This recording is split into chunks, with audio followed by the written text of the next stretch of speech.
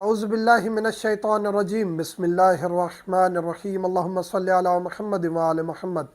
مومنین کرام، ایک اہم ترین چیز جو ہمارے معاشرے میں جس کا خیال نہیں رکھا جاتا، ہم نمازیں پڑھتے رہتے ہیں لیکن وہ چیز ہمارے ساتھ مربوط ہوتی ہے جس کی وجہ سے ہماری نمازیں خراب ہو جاتی ہیں۔ نمازی کے لباس کے لیے شرط ہے، چاہے وہ مرد ہے یا عورت، کہ اس کے لباس پر یا اس کے لباس میں غیر معقول لحم، یعنی ایسا جانور جس کا گوشت کھانا حرام ہے، بلی ہے، خرگوش ہے، شیر ہے، چیتا ہے، بندر ہے، جو بھی ہے، ان کا گوشت کھانا حرام ہے، اس کے اجزاء لباس میں ہے یا لباس کے اوپر لگے ہوئے ہیں تو نماز نہیں ہوتی۔ اور حتیٰ کہ بلی کے یا شیر کے یا ان کے بال، ان کا دودھ جسم پر یعنی لباس پر لگا ہوا ہے، لباس کی ہم بات کریں، لباس پر لگا ہوا ہے تو یہاں نماز نہیں ہوتی۔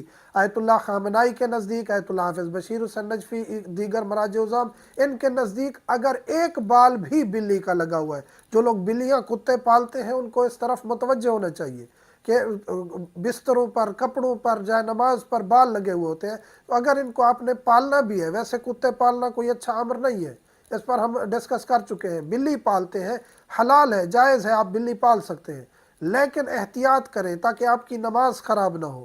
جب بھی آپ نماز پڑھیں ایسے کپڑوں میں پڑھیں جس کے ساتھ آپ بلی کو نہیں اٹھاتے، تو اس صورت میں آپ پھر نماز پڑھیں، بلی بھی پال سکتے ہیں۔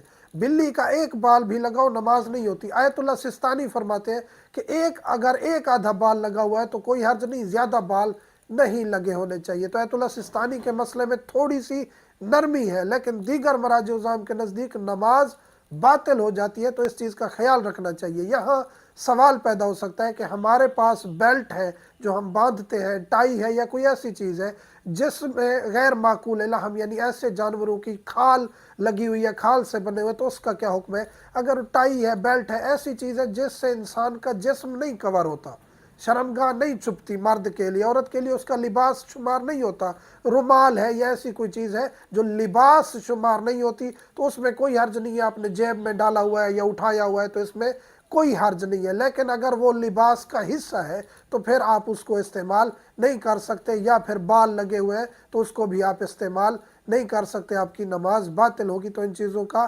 خیال رکھنا چاہیے۔ مومنین سملتمے سو دعاؤں میں یاد رکھا کریں۔ والحمدللہ۔